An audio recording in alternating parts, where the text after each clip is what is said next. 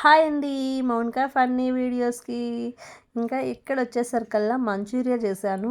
Live పెట్టేటప్పుడు ఏం చేశారు అంటే మంచూరియా చేశానంటే వీడియో పెట్టండి అక్క అన్నారు. వీడియో తీసానంటే అందుకనేసి ఇంకా ఎక్కువ లెంతీగా కాకుండా షార్ట్గా అయితే వీడియో అయితే తీసానమాట.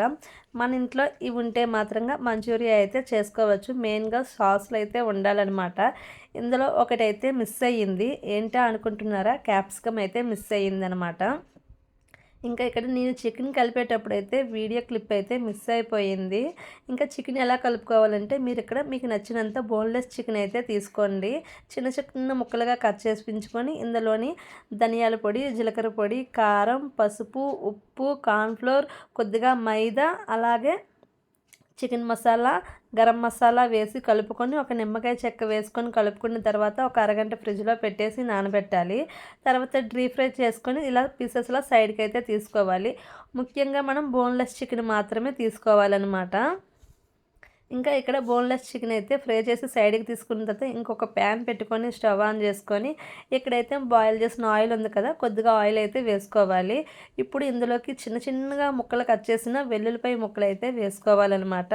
ఇప్పుడు ఇందులోనే కొద్దిగా పచ్చిమిర్చి ముక్కలు అయితే వేస్తున్నా. ఎక్కువ స్పైసీ అయితే పిల్లలు తినలేరు అనేసి ఇంకా ఇలాగ ఉండగా ఒక ఆనియన్ పీస్ అయితే కట్ చేసేసుకున్నాను. ఇంకా ఆనియన్ ముక్కలు కూడా వేసేసి ఒక్క నిమిషం అలా ఫ్రై చేసేయాలి. ఎక్కువ ఆయిల్ వేయని అవసరం లేదు. ఇలా లైట్గా వేస్తే సరిపోతుంది.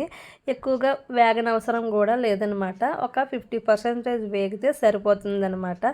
ఇలా వేగుతున్న తర్వాత ఇప్పుడు మనం ఇందులోకి సాసులు అయితే యాడ్ చేసుకోవాలన్నమాట. ఇంకా మనకి ఇక్కడ కావాల్సింది రెడ్ చిల్లీ సాస్, అలాగే వెనిగర్, సోయా సాస్, టమాటీ కచప్, ఇంకా గ్రీన్ చిల్లీ సాస్ అయితే ఉండాలన్నమాట. ఒక్కొక్కటి 1 స్పూన్ అయితే తీసుకోండి. ఇంకా సోయా సాస్ వేసామా లేదా అన్నట్లే వేసుకోండి. ఇంకా వెనిగర్ కూడా ఒక 1/2 టేబుల్ స్పూన్ లాగా వేసుకోండి. ఎక్కువేమి వేయని అవసరం లేదు. ఇలా జస్ట్ ఇలా వేస్తే చాలన్నమాట. ఇంకా అలాగే గ్రీన్ చిల్లీ సాస్ కూడా వేసుకుంటున్నాను. ఫ్లేమ్ని సిమ్లో పెట్టి మాత్రమే ఈ విధంగా వేయండి. వెనిగర్ అయితే మాత్రంగా కొద్దిగా వేయండి. అలాగే సోయా సాస్ కూడా ఎక్కువ వేయకండి. జస్ట్ వేసామా లేదా అన్నట్లా వేయండి. ఇంకా టమాటా కచప్ అయితే 1 స్పూన్ అయితే వేస్తున్నాను అనమాట ఇక్కడ నేను. ఇంకా వేసేసిన తర్వాత వాటర్లోనైతే మాత్రంగా 1 టేబుల్ స్పూన్ కార్న్ఫ్లోర్ అయితే కలుపుకున్నాను. ఇది కూడా వేసేసి మొత్తం బాగా కలుపుకుంటున్నాను. ఈ విధంగా కలుపుకున్న తర్వాత ఇంకా ఇక్కడైతే చికెన్ అయితే యాడ్ చేసుకోవాలి.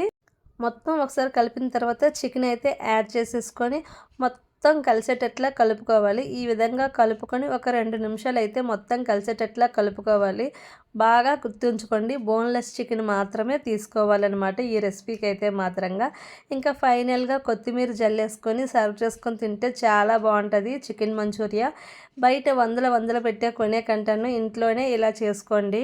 ఇంట్లో సాసులు ఉన్నాయనుకోండి, ఎప్పుడు కావాలితే అప్పుడు రకరకాలుగా ఏదైనా వంట చేసుకోవచ్చు. డైలీ అనట్లేదు, మంత్లీ 1 or 2 టైమ్స్ అయితే చేసుకోవచ్చు అనమాట. ఇంకా ఫైనల్గా కొత్తిమీర అయితే వేసేసి ఇంకా మొత్తం కలిపేసుకొని పిల్లలకైతే మంచూరియా అయితే ఇస్తున్నాను. వాళ్ళు ట్యూషన్ నుంచి వచ్చేసరికల్లా చేశానమాట. ఇంకా వాళ్ళు ఎప్పుడు పెట్టో అడుగుతున్నారు, అందుకనే చేశాను. ఇంకా వాళ్ళకైతే ఇచ్చి ఎంజాయ్ అయితే చేపిస్తున్నాను. ఈ చిన్న రెసిపీ కానీ మీకు కానీ నచ్చితే ఒక్కసారి మీరు కూడా ట్రై చేయండి. బాయ్ అండి.